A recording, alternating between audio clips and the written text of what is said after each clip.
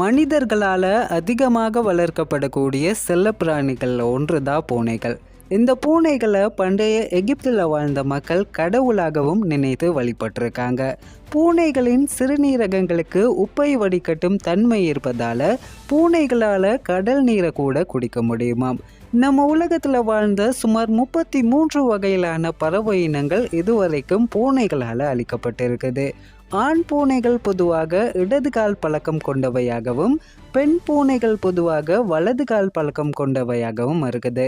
பூனைகள் பொதுவாக வியர்வைகளை உள்ளங்கால் வழியாக தான் வெளியேற்றக்கூடியதாம்.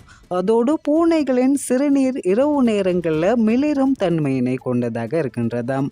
கூர்மையான கேட்கும் திறனை கொண்ட விலங்கினங்களில் பூனைகளும் ஒன்று.